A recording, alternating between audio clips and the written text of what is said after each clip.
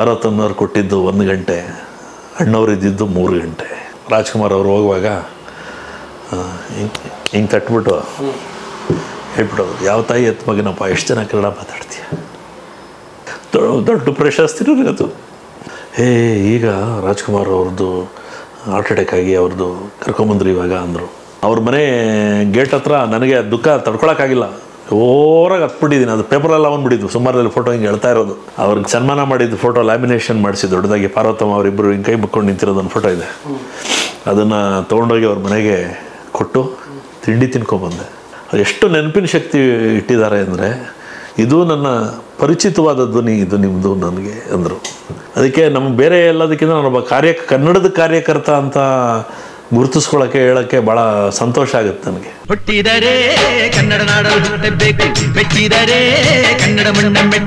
ಜನಪದ ಸಿರಿವಾಹಿನಿಯ ಎಲ್ಲ ವೀಕ್ಷಕರಿಗೆ ಮತ್ತೊಮ್ಮೆ ನಮಸ್ಕಾರ. ಈ ಹಿಂದಿನ ಸಂಚಿಕೆಗಳಲ್ಲಿ ನನ್ನ ಬಾಲ್ಯ, ವಿದ್ಯಾಭ್ಯಾಸ, ವೈಯಕ್ತಿಕ ಬದುಕು, ಉದ್ಯೋಗ, ಈ ವಿಚಾರಗಳ ಬಗ್ಗೆ ನನ್ನ ಭಾವನೆಗಳನ್ನ ಹಂಚ್ಕೊಂಡಿದ್ದೆ. ಈಗ ನಿಮ್ಮ ಮುಂದೆ ನಾನು ಸಾಂಸ್ಕೃತಿಕ, ಸಾಹಿತ್ಯಿಕ, ರಂಗಭೂಮಿ, ಜನಪದ ವಿಚಾರಗಳನ್ನು ಹಂಚ್ಕೊಳ್ಳಲಿಕ್ಕೆ ಇಷ್ಟಪಡ್ತೇನೆ. ತಾವು ಈ ವಿಚಾರಗಳನ್ನು ತಮ್ಮ ಮುಕ್ತ ಮನಸ್ಸಿನಿಂದ ಸ್ವೀಕಾರ ಮಾಡಬೇಕು ಅಂತೇಳಿ ಕೇಳ್ಕೊಳ್ತೇನೆ. ಸರ್, ಗೋಕಾಕ್ ಚಳವಳಿ ಸಂದರ್ಭದಲ್ಲಿ ತಾವು ಈ ಒಂದು ಸಾಂಸ್ಕೃತಿಕ ಒಂದು ಚಟುವಟಿಕೆಗಳಿಗೆ ತೊಡಗಿಸ್ಕೊಂಡ್ರಿ ಅಂತ ತಿಳಿಸ್ಕೊಟ್ಟಿದ್ರಿ. ಈ ನಾಡಿನ ಪ್ರಖ್ಯಾತ ಸಾಂಸ್ಕೃತಿಕ ಸಂಘಟಕರಾಗಿ ತಾವು ಹೊರಹೊಮ್ಮಿದ್ದೀರಿ. ಆ ಸಾಂಸ್ಕೃತಿಕ ಬದುಕಿನ ಆ ನಡಿಗೆಯನ್ನು ತಿಳಿಸ್ಕೊಡಿ ವೀಕ್ಷಕರಿಗೆ. 82ರ ಗೋಕಾಕ್ ಚಳವಳಿ, ಅದರ ಸಫಲತೆ, ರಾಜ್ಕುಮಾರ್ ಅವರ ಜೊತೆಗಿನ ಒಂದು ವಿಜಯೋತ್ಸವ, ಇದರಲ್ಲೆಲ್ಲ ಭಾಗವಹಿಸಿ ಎಲ್ಲ ಆದ ನಂತರ ಉದ್ಯೋಗ ಖಾತ್ರಿ ಆಯಿತು. ನನಗೆ ಬದುಕಿಗೆ ಒಂದು ನೆಲೆ ಸಿಕ್ತು. ನನ್ನ ಅನ್ನದಾತ ಸಂಸ್ಥೆ BHELನಲ್ಲಿ ಕರ್ನಾಟಕ ಸಂಘದ ಸದಸ್ಯ ಆದೆ ನಾನು. ಅನಂತರ ಅಲ್ಲಿ ಲಲಿತಕಲಾ ಸಂಘದ ಸದಸ್ಯ ಕೂಡ ಆದೆ. ಅಲ್ಲಿ ಆಗ ಆಕಾಶವಾಣಿಯಲ್ಲಿ ಕಾರ್ಮಿಕರಿಗಾಗಿ ಕಾರ್ಯಕ್ರಮಗಳನ್ನು ನಡೆಸ್ತಾಯಿದ್ರು. ಕಾರ್ಮಿಕರಲ್ಲಿರುವಂಥ ಪ್ರತಿಭೆಗಳನ್ನು ಅವಕಾಶ ಕೊಡೋದು, ಪ್ರಕಟಿಸೋದೇ ಆ ಕಾರ್ಯಕ್ರಮದ ಉದ್ದೇಶ. ಆಗ ನಮ್ಮ ಲಲಿತಕಲಾ ಸಂಘದಿಂದ ಆಕಾಶವಾಣಿಯಲ್ಲಿ ಬಿತ್ತರ ಆಗ್ತಿದ್ದಂಥ ಕಾರ್ಯಕ್ರಮಗಳಲ್ಲಿ ನಾನು ಭಾಗವಹಿಸ್ತಾ ಇದ್ದೆ. ಅದು ನಾಟಕಗಳಾಗ್ಬೋದು, ಹಾಡುಗಳಲ್ಲಾಗ್ಬೋದು. ಮೊಟ್ಟ ಮೊದಲ ಬಾರಿಗೆ ಬೆಂಗಳೂರು ಆಕಾಶವಾಣಿ ಕೇಂದ್ರದಿಂದ ಕಾರ್ಮಿಕರಿಗಾಗಿ ಕಾರ್ಯಕ್ರಮದಲ್ಲಿ ಹಾಡುಗಾರಿಕೆಯಲ್ಲಿ ನಾನು ನಮ್ಮ ಕಾರ್ಖಾನೆಯ ಲಲಿತಕಲಾ ಸಂಘದ ಸದಸ್ಯರ ಜೊತೆ ನಾನು ಭಾಗವಹಿಸಿದ್ದೆ. ಅಲ್ಲಿ ನಾನು ಜನಪದ ಗಾಯನವನ್ನು ಒಂದು ಅವಕಾಶ ಸಿಕ್ತು. ನಾನು ಹಾಡಿದೆ ವಾದ್ಯವೃಂದದ ಜೊತೆಗೆ, ವಾದ್ಯಗಳ ಜೊತೆಗೆ. ಆಗ ಆವತ್ತಿನ ನಿಲಯದ ದಲ್ಲಿ ಇದ್ದಂಥ GNR ಅಂತೇಳಿ, ಅವರು G ನೀಲಕಂಠರಾವ್ ಅಂಥೇಳಿ, ಅವರು ಮೆಚ್ಚಿ ನಿಮ್ಮ ಧ್ವನಿ ಚೆನ್ನಾಗಿದೆ, ಹಾಡುಗಾರಿಕೆ ಚೆನ್ನಾಗಿದೆ ಅಂಥೇಳಿ ನನಗೆ ಬೆಂಬಲವನ್ನು ಮುಂದುವರಿಸಿ ಅಂತ ಹೇಳಿದರು. ಅದು ನನಗೆ ಒಂದು ನೈತಿಕ ಸ್ಥೈರ್ಯವನ್ನು ಕೊಡ್ತು. ಶಾಲಾ ಕಾಲೇಜುಗಳಲ್ಲಿ ಆಡ್ತಿದ್ದೆ. ಹಾಗಾದರೆ ಆಡ್ತಿದ್ದೆ ಅಂತ ಹೇಳಿದ್ರೆ ಅದಕ್ಕೆ ಯಾವುದೇ ಒಂದಂಥ ಚೌಕಟ್ಟು ಇರಲಿಲ್ಲ. ಹೇಗೋ ಆಡ್ಕೊಂಡು ಹೋಗ್ತಿದ್ದೆ. ನಾವೇನು ಶಾಸ್ತ್ರೀಯ ಸಂಗೀತ ಕಲ್ತಿರಲಿಲ್ಲ, ಆ ಸಂಗೀತದ ಕಟ್ಟುಪಾಡುಗಳ ಬಗ್ಗೆ ಅರಿವಿರಲಿಲ್ಲ. ಆಡೋದು ಅಂಥದ್ದು. ಆಕಾಶವಾಣಿನಲ್ಲಿ ಸಂಭಾಷಣೆ, ಪದ, ಉಚ್ಚಾರಣೆ ಎಲ್ಲದಕ್ಕೂ ಭಾಳ ಅಲ್ಲಿ ಆದ್ಯತೆಯನ್ನು ಕೊಡ್ತಾರೆ. ತಪ್ಪಾದಾಗ ತಿದ್ದುತ್ತಾರೆ. ತುಂಬ ಸೂಕ್ಷ್ಮ. ಆ ಆಕಾಶವಾಣಿಯ ಗಾಯನ ನನಗೆ ಇದ್ರ ಆಚೆಗೆ ನಾವೇನೋ ತಿಳ್ಕೊಬೇಕಾದಂಥ ಸಂಗತಿಗಳಿದ್ದಾವೆ ಅನ್ನುವಂಥದ್ದನ್ನು ಮನವರಿಕೆ ಮಾಡಿಕೊಡ್ತು. ಹಾಗೆ ನಮ್ಮ ಕಾರ್ಖಾನೆ ಲಲಿತಕಲಾ ಸಂಘದಿಂದ ನಾಟಕಗಳನ್ನು ಮಾಡ್ತಾಯಿದ್ರು ನಮ್ಮ ಹಿರಿಯ ಸಹೋದ್ಯೋಗಿಗಳು. ಆಗ ಕೈಗಾರಿಕಾ ನಾಟಕ ಸ್ಪರ್ಧೆ ಅಂಥೇಳಿ ಬೆಂಗಳೂರಿನಲ್ಲಿ ADR ರಂಗಮಂದಿರದಲ್ಲಿ ನಡೀತಾಯಿತ್ತು. ಕರ್ನಾಟಕದ ಬಹುತೇಕ ಕಾರ್ಖಾನೆಗಳ ಲಲಿತಕಲಾ ಸಂಘದ ಸದಸ್ಯರು ನಾಟಕ ಸ್ಪರ್ಧೆಗಳಲ್ಲಿ ಭಾಗವಹಿಸ್ತಾಯಿದ್ರು. ನಮ್ಮ ಕಾರ್ಖಾನೆಯಿಂದನೂ ಕೂಡ ಒಂದು ನಾಟಕ, ಒಂದು ಹಳ್ಳಿಯ ಕಥೆ ಅಂಥೇಳಿ ಅದನ್ನು ತೊಗೊಂಡು ಅದಕ್ಕೆ ಆಯ್ಕೆ ಮಾಡಿದರು ಕಲಾವಿದರು. ನಾನು ಕೂಡ ನಾಟಕಕ್ಕೆ ಕಲಾವಿದನಾಗಿ ಆಯ್ಕೆ ಇದೆ. ಆದರೆ ನನ್ನ ವಯಸ್ಸಿಗೆ ಮೀರಿದ ಪಾತ್ರ ಬುಂಡೇರಾಮ ಅನ್ನುವಂಥ ಒಬ್ಬ ಪಾತ್ರ, ಒಂದು ದಲಿತ ವ್ಯಕ್ತಿಯ ಪಾತ್ರವನ್ನು ಮಾಡಿದೆ. ಆ ನಾಟಕದಲ್ಲಿ ಇವತ್ತಿನ ಪ್ರಸಿದ್ಧ ಅಭಿನೇತ್ರಿ, ನಮ್ಮ ಮಾಜಿ ಸಂಸ್ಕೃತಿ ಸಚಿವರಾದ ಶ್ರೀಮತಿ ಉಮಾಶ್ರೀ ಅವರು ಅಭಿನಯಿಸಿದರು. ಅವರೊಂದಿಗೆ ಅಭಿನಯಿಸುವಂಥ ಅವಕಾಶ ನನಗೆ ಸಿಕ್ಕಿತ್ತು. ಆ ನಾಟಕ ಪ್ರದರ್ಶನ ನಾನು ಅಧಿಕೃತವಾಗಿ ರಂಗಭೂಮಿಗೆ ಬರಲಿಕ್ಕೆ ನಮ್ಮ ಕಾರ್ಖಾನೆ ಲಲಿತಕಲಾ ಸಂಘದಿಂದ. ಹಾಗೆ ಮುಂದುವರಿತಾ ಇದ್ದಾಗೆ ಇನ್ನೊಂದು ಸಂದರ್ಭದಲ್ಲಿ ನಮ್ಮ ಕಾರ್ಖಾನೆಯ ಲಲಿತಕಲಾ ಸಂಘಕ್ಕೆ ನಾಟಕ ನಿರ್ದೇಶನ ಮಾಡಲಿಕ್ಕೆ ಒಬ್ಬ ನಿರ್ದೇಶಕರನ್ನು ಕರೆಸಿದರು. ಅವರು ಶ್ರೀಯುತ ಸತ್ಯ ಮುಳುಕಟ್ಟೆ ಅಂತೇಳಿ, ಅವರು ಮೈಕೋ ಕಾರ್ಖಾನೆಯ ಉದ್ಯೋಗಿಯಾಗಿದ್ದರು. ರಂಗಭೂಮಿಯಲ್ಲಿ ಭಾಳ ಒಳ್ಳೆಯ ಹೆಸರಿತ್ತು. ಅವರು ನಾಟಕಕ್ಕೆ ಪಾತ್ರಧಾರಿಗಳನ್ನು ಆಯ್ಕೆ ಮಾಡುವಾಗ ನಾಟಕದ ಸಂಭಾಷಣೆಯನ್ನು ಓದಲಿಕ್ಕೆ ಕೊಟ್ಟರು. ಮತ್ತು ಆಡೋರು ಯಾರಾದರೂ ಇದ್ದೀರಾ ಅಂಥೇಳಿ ಎಲ್ಲ. ಆ ಸಂದರ್ಭದಲ್ಲಿ ನನಗೆ ಒಂದು ಕೊಟ್ಟಂಥ ನಾಟಕದ ಸಂಭಾಷಣೆಯನ್ನು ಓದಿದೆ. ಕನ್ನಡದ ಸ್ಪಷ್ಟವಾಗಿ ಓದು ಮತ್ತು ಅದನ್ನೆಲ್ಲ ಗುರುತಿಸಿದವರು, ನೀವು ತುಂಬ ಚೆನ್ನಾಗಿ ಕನ್ನಡನ ಸ್ಪಷ್ಟವಾಗಿ ಓದ್ತೀಯಾ ಮತ್ತು ನಿನ್ನ ಧ್ವನಿ ಚೆನ್ನಾಗಿದೆ ಅಂತೇಳಿ ನನಗೆ ಅವಕಾಶ ಕೊಟ್ಟರು. ಆ ನಾಟಕದಲ್ಲಿ ನಾನು ಪಾತ್ರಧಾರಿಯಾಗಿ ಪಾತ್ರ ವಹಿಸಿದೆ. ಮುಂದೆ ಅವರು ನನಗೆ ನನ್ನ ಕಾರ್ಖಾನೆಯಲ್ಲಿ ನನಗೆ ಟಿ ಯೋಗ ನರಸಿಂಹಮೂರ್ತಿ ಅಂಥೇಳಿ ನನ್ನ ಸಹೋದ್ಯೋಗಿಯಾಗಿದ್ದವರು, ಹಿರಿಯರವರು. ಅವರು ಹರಿಕತೆ ಕಥಾ ಕಾಲಕ್ಷೇಪವನ್ನು ಮಾಡ್ತಾಯಿದ್ರು ಮತ್ತು ಅವರು ಹಾಡ್ತಾಯಿದ್ರು ಕೂಡ. ಅವರು ಅದ್ಭುತವಾಗಿ ತಮಟೆಯನ್ನು ನುಡಿಸ್ತಾಯಿದ್ರು. ಅವ್ರನ್ನ ತಮಟೆ ನರಸಿಂಹಣ್ಣ ಅಂತೇಳಿನೇ ಕರೆಯೋರು. ನಾವು ನಾಟಕಗಳಲ್ಲಿ ಆಡುವಾಗ ಮತ್ತು ಆಕಾಶವಾಣಿ ಆಡುವಾಗ ತಾಳ, ಶ್ರುತಿ ಈ ಎಲ್ಲವನ್ನೂ ನಾವು ಗಮನಿಸಿ ಅದರ ತಕ್ಕಂತೆ ಹಾಡಬೇಕು ಅಂಥೇಳಿ ಅವ್ರ ಪ್ರಾಥಮಿಕ ವಿಚಾರಗಳನ್ನು ನನಗೆ ತಿಳಿಸ್ಕೊಟ್ರು. ಒಂದು ರೀತಿ ಅವ್ರನ್ನ ನಾನು ನನ್ನ ಗುರುಗಳಾಗಿ, ಕಲಾಗುರುಗಳಾಗಿ ಸ್ವೀಕಾರ ಮಾಡಿಕೊಂಡೆ ಮನಸ್ಸಿನಲ್ಲೇ. ಅವರು ನಮ್ಮ ಸತ್ಯ ಮುಳುಕಟ್ಟೆ ಅವರ ಪರಿಚಯ ಆದಮೇಲೆ ನಮ್ಮದೊಂದು ಹವ್ಯಾಸಿ ನಾಟಕ ತಂಡ ಇದೆ ರಂಗಗಂಗೋತ್ರಿ ಅಂತ, ನೀವು ಅದಕ್ಕೆ ಆಸಕ್ತಿ ಇದ್ದರೆ ಬಂದು ಸೇರ್ಕೋಬೋದು ಅಂಥೇಳಿ ನನಗೆ ಅವರು ಆಹ್ವಾನವನ್ನು ಕೊಟ್ಟರು. ನಮ್ಮ ಯೋಗ ನರಸಿಂಹಮೂರ್ತಿಯವರ ಜೊತೆ ನಾನು ಆ ನಾಟಕ ತಂಡಕ್ಕೆ ಹೋದೆ. ಆ ನಾಟಕ ತಂಡ ರಂಗಗಂಗೋತ್ರಿಯಲ್ಲಿ ನಾವು ಅಭಿನಯಿಸಿದ್ದು ಗೋರು ಚನ್ನಬಸಪ್ಪನವರ ಸಾಕ್ಷಿ ಕಲ್ಲು ಅನ್ನುವಂಥ ಜನಪದ ಹಾಡೊಂದು ಇರುವಂಥ ನಾಟಕ. ಆ ನಾಟಕದಲ್ಲಿ ನಾನು ಒಂದು ಪಾತ್ರವನ್ನು ಮಾಡಿದೆ ಮತ್ತು ಅಲ್ಲಿ ಆ ನಾಟಕದ ಹಾಡುಗಳನ್ನು ಆಡುವಂಥ ಅವಕಾಶ ನನಗೆ ಸಿಕ್ತು. ಅಲ್ಲಿಂದ ನಾನು ಸಕ್ರಿಯವಾಗಿ ಕನ್ನಡದ ರಂಗಭೂಮಿ, ಹವ್ಯಾಸಿ ರಂಗಭೂಮಿಗೆ ಪಾದಾರ್ಪಣೆ ಮಾಡಿದೆ.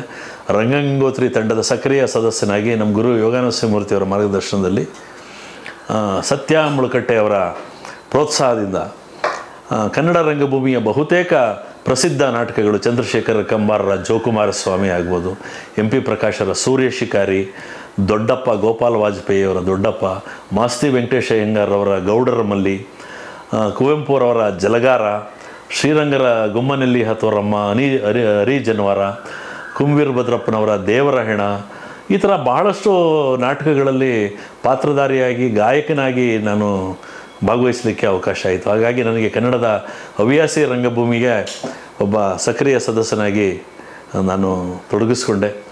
ನನ್ನ ಮಿತ್ರರು, ರಂಗಭೂಮಿ ಗೆಳೆಯರು, ಹಲವಾರು ನಿರ್ದೇಶಕರುಗಳು, DT ಚನ್ನಕೇಶವಮೂರ್ತಿಯವರಾಗ್ಬೋದು, R ನಾಗೇಶ್ ಅವರಾಗ್ಬೋದು, L ಕೃಷ್ಣಪ್ಪನವರು, ಇಂಥ ಮಹನೀಯರ ಜೊತೆಯೆಲ್ಲ ನಾಟಕಗಳಲ್ಲಿ ಅಭಿನಯಿಸುವ ಅವಕಾಶ ಸಿಕ್ಕಿ ರಂಗಭೂಮಿಯ ಒಂದು ತುಡಿತ ಹೆಚ್ಚಾಗಿ ಆಗಲಿಕ್ಕೆ ಸಾಧ್ಯ ಆಯಿತು.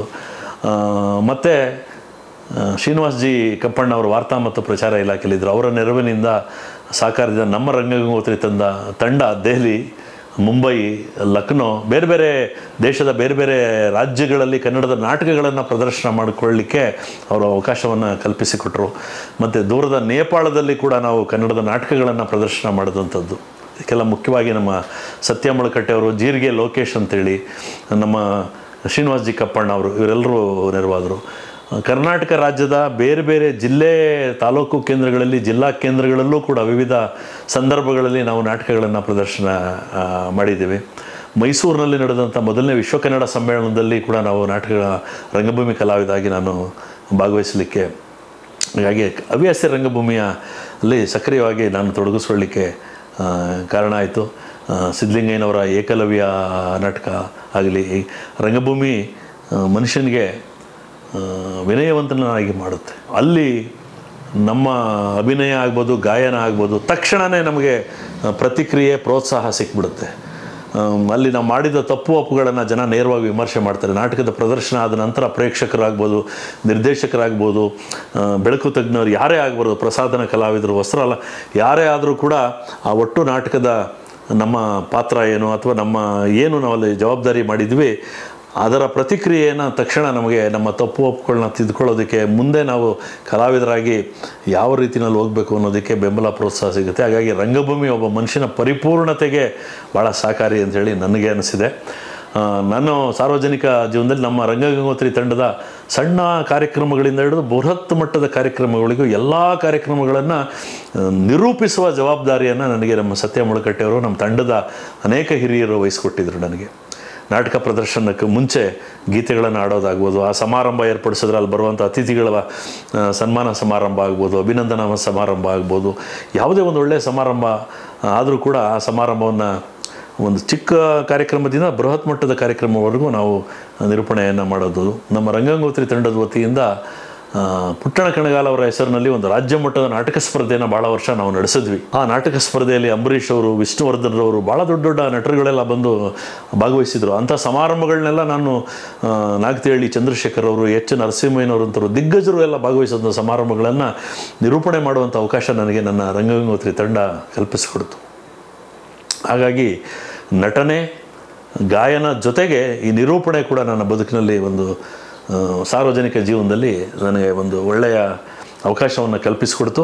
ಆ ನಿರೂಪಣೆ ಮಾಡುವಂಥ ಈ ಕಾಯಕದಲ್ಲಿ ಹೆಚ್ಚು ಹೆಚ್ಚು ಅಧ್ಯಯನಶೀಲತೆಗೆ ಒತ್ತುಕೊಳ್ಳಲಿಕ್ಕೆ ನಾನು ಕಾರ್ಯಕ್ರಮವನ್ನು ಅರ್ಥಪೂರ್ಣವಾಗಿ ಚೆನ್ನಾಗಿ ಪ್ರೇಕ್ಷಕರ ಮನಮುಟ್ಟೋ ಥರ ನಿರೂಪಿಸಬೇಕು, ವ್ಯಕ್ತಿಗಳು ಸಾಧನೆ ಮಾಡಿರೋರನ್ನ ಚೆನ್ನಾಗಿ ಪರಿಚಯಿಸಬೇಕು.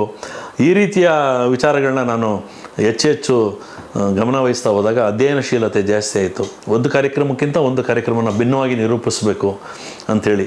ಹಾಗಾಗಿ ಈ ನಿರೂಪಣೆಯ ಕೆಲಸದಲ್ಲಿ ನನಗೆ ಭಾಳಷ್ಟು ಜನ ಸಾಹಿತಿಗಳು, ಕಲಾವಿದರುಗಳೆಲ್ಲ ಬೆನ್ನುತಟ್ಟಿ ಪ್ರೋತ್ಸಾಹಿಸಿ, ತಿದ್ದಿ ತೀಡಿ ಸಲಹೆಗಳನ್ನು ಕೊಟ್ಟು ನಾನು ಒಬ್ಬ ಒಳ್ಳೆಯ ನಿರೂಪಕ ಅಂಥೇಳಿ ಒಂದಷ್ಟು ಯಾರಾದರೂ ಗಮನಿಸಿದರೆ ಅದಕ್ಕೆ ಹಲವಾರು ಜನರ ಕೊಡುಗೆ ಇದೆ ಅಂಥೇಳಿ ನಾನು ಭಾವಿಸ್ಕೊಳ್ತೇನೆ. ಹೂವ ಚೆಲ್ಲಾಡು ಬಾಲೆ ಸಾಲಕ್ಕಿ ಲೋಲ ಹನುಮಂತನು ಮ್ಯಾಲೆ, ಹೂವ ಚೆಲ್ಲಾಡು ಬಾಲೆ ಸಾಲಕ್ಕಿ ಲೋಲ ಹನುಮಂತನು ಮ್ಯಾಲೆ, ಆ ಮನೆ ಈ ಮನೆ ಸಂಧಿ, ಆ ಮನೆ ಈ ಮನೆ ಸಂಧಿ, ನಮ್ಮ ಕರ್ಗಳ ಕಟ್ಟೋದು ಗೊಂದಿ, ಈರಣ್ಣೇರಿದ್ದ ನಂದಿ, ಸುಳ್ಳಾರ ಬರ ಮಧ್ಯ ಕೈಯಾಗ್ಲು ಬಂದಿ, ಹೂವ ಚೆಲ್ಲಾಡು ಬಾಲೆ ಸಾಲಕ್ಕಿ ಲೋಲ ಹನುಮಂತನು ಮ್ಯಾಲೆ, ಸಾಲಕ್ಕಿ ಲೋಲ ಹನುಮಂತನು ಮ್ಯಾಲೆ, ಆಕಾಶದಲ್ಲಾರೋದು ಅದ್ದು, ಆಕಾಶದಲ್ಲಾರೋದು ಹದ್ದು, ಅದು ನೋಡಿ ಕೋವಿಗೆ ತುಂಬ್ತಾರೆ ಮದ್ದು, ಆಕಾಶದಲ್ಲಾರೋದು ಹದ್ದು, ಅದು ನೋಡಿ ಕೋವಿಗೆ ತುಂಬ್ತಾರೆ ಮದ್ದು,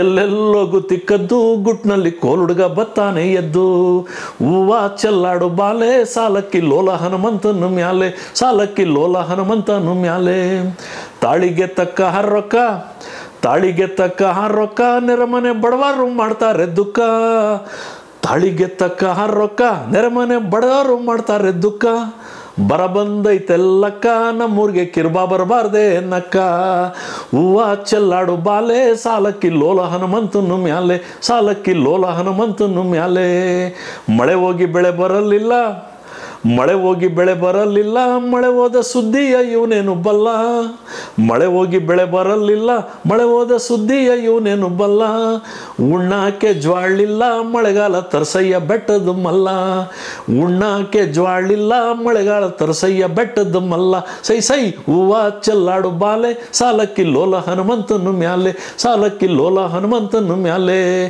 ಸಾಲಕ್ಕಿ ಲೋಲ ಹನುಮಂತನು ಮ್ಯಾಲೆ. ಸರ್, ನಾವು ನಿಮ್ಮನ್ನು ಹೆಚ್ಚು ನೋಡಿರೋದು, ಕಂಡಿರೋದು ಖ್ಯಾತ ನಿರೂಪಕರಾಗಿ ವೇದಿಕೆಗಳ ಮೇಲೆ. ಈ ಜನಪದದ ಬಗ್ಗೆ ನಿಮ್ಮ ಒಲವು ಹೇಗೆ ಅಂತ? ಮೂಲ ಅದು ನನ್ನ ತಾಯಿಯಿಂದ ಬಂದು ಬಿಡುವಳಿ. ಹೇಗೆ? ನನ್ನವ್ವ ಹಾಡುಗಾರ್ತಿ, ಸೋಬಾನೆ ಹಳ್ಳಿಯ ಹಾಡುಗಾರ್ತಿ. ಆಕೆ ಬೆಳಿಗ್ಗೆ ಎದ್ದು ರಾಗಿ ಬೀಸ್ತಾ ಇರ್ತಾರೆ. ನಾನು ಬೆಂಗಳೂರಿನಲ್ಲಿ ವಿದ್ಯಾಭ್ಯಾಸ ಮಾಡ್ತಿರೋ ಕಾಲದಲ್ಲಿ ನಮ್ಮ ಸೋದರ ಮಾವನ ಮನೆಯಲ್ಲಿ ಬೇಸಿಗೆ ರಜಕ್ಕೆ ಮತ್ತು ಬೇರೆ ಬೇರೆ ಸಂದರ್ಭಗಳಲ್ಲಿ ಊರಿಗೆ ಹೋಗ್ತಿದ್ದೆ ಹಬ್ಬಾರಿ ದಿನಗಳಿಗೆ. ಆಗ ಬೆಳಿಗ್ಗೆ ಎದ್ದು ರಾಗಿ ಕಲ್ಲು, ನಮ್ಮೂರಲ್ಲಿನೋ ರಾಗಿ ಮಿಲ್ಲು ಬಂದಿರಲಿಲ್ಲ, ರಾಗಿ ಮಿಲ್ಲು ಭಾಳ ದೂರ ಹೋಗ್ಬೇಕಾಗಿತ್ತು. ಹಳ್ಳಿನಲ್ಲೇ ಆಗ ಸಂಪ್ರದಾಯ ಇತ್ತು ಬೆಳಿಗ್ಗೆ ಎದ್ದು ರಾಗಿ ಬೀಸೋದು. ನಮ್ಮವ್ವ ಬೆಳಿಗ್ಗೆ ಎದ್ದು ರಾಗಿ ಬೀಸೋಕ್ಕೆ ಶುರು ಮಾಡಿದ್ರೆ ನಮಗೆ ಬೆಳಗಾಗ್ತಿದ್ದೆ ಅವಳ ಹಾಡಿನ ಕೇಳಿನೇ. ಹಾಗಾಗಿ ಅದು ನನ್ನ ಕಿವಿ ಮೇಲೆ ಬೀಳ್ತಾಯಿತ್ತು.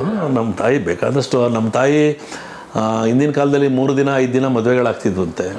ಆವಾಗ ಒಂದೊಂದು ಶಾಸ್ತ್ರಕ್ಕೆ ಒಂದೊಂದು ಹಾಡುಗಳನ್ನ ಆಡ್ತಾಯಿದ್ರು. ಅವರು ಸಂಗಡಿಗರದೇ ಒಂದು ತಂಡ ಇತ್ತು. ನಮ್ಮ ಊರು ಸುತ್ತಮುತ್ತ ಯಾವುದೇ ಹಳ್ಳಿಗಳಲ್ಲಿ ಸುತ್ತ 7 ಹಳ್ಳಿಲಿ ಮದುವೆ ನಡೆದ್ರು ನಮ್ಮ ತಾಯಿಯವ್ರ ಗೆಳತಿಯರೆಲ್ಲ ಹೋಗಿ ಅವರು ಅಲ್ಲಿ ಸೋಬಾನೆ ಪದಗಳನ್ನ ಆಡೋವಂಥದ್ದು ಅವ್ರದ್ದು ಸಂಪ್ರದಾಯ. ದೇವ್ರ ಮೇಲೆ ಹಾಡುಗಳು ಆಡೋವಂಥದ್ದು ಮತ್ತು ಸೋಬಾನೆ ಹಾಡುಗಳು ಆಡೋವಂಥದ್ದು ಇವೆಲ್ಲ ಆಡ್ತಾ ಇದ್ದದ್ದು. ಅವ್ರ ಜೊತೆ ನಾವು ಮದುವೆಗಳಿಗೂ ಕೂಡ ಹೋಗ್ತಿದ್ವಿ. ಇವರಿಗೆಲ್ಲ ಅವ್ರಿಗೆ ಮಡಲು ದುಂಬಿ ಕಳಿಸ್ತಾಯಿದ್ರು, ಚಿಗಳಿ, ತಂಬಿಟ್ಟು, ಕಾಯಿ ಅವು ಎಲ್ಲ. ಆ ತಿಂಡಿಗೋಸ್ಕರ ನಾವು ಜೊತೆಲಿ ಹೋಗ್ತಿದ್ದು ಉಂಟು ನಾವು, ರೊಕ್ಕೆ ಕಣ ಎಲ್ಲ ಕೊಟ್ಟು. ಹಾಗಾಗಿ ಸರಸ್ವತಿ ಚೆನ್ನೊಳ್ಳೆ ನಗು ಮುಖದ ಕಡು ಚಲುವೆ, ಕರಿಕಂಠ ನರಸಿ ಗಿರಿಜಮ್ಮ, ಕಲ್ಯಾಣವೇ ಸೀತೆ ಕಲ್ಯಾಣವೇ, ಕಲ್ಯಾಣವೇ ರಾಮ ಕಲ್ಯಾಣವೇ, ಕರಿಕಂಠ ನರಸಿ ಗಿರಿಜಂಪಾರ್ವತ ದೇವಿ ಕಲಸೆ ಕಲ್ಯಾಣದ ಮತಿನೂರ ಕಲ್ಯಾಣವೇ ಸೀತೆ ಕಲ್ಯಾಣವೇ ಹತ್ತಿಯ ಮರ ತನಕ ಮೂತಿನ ಕೊಳ ತನಕ ಅಕ್ಕ ಸರಸ್ವತಿಯ ಗುಡಿ ತನಕ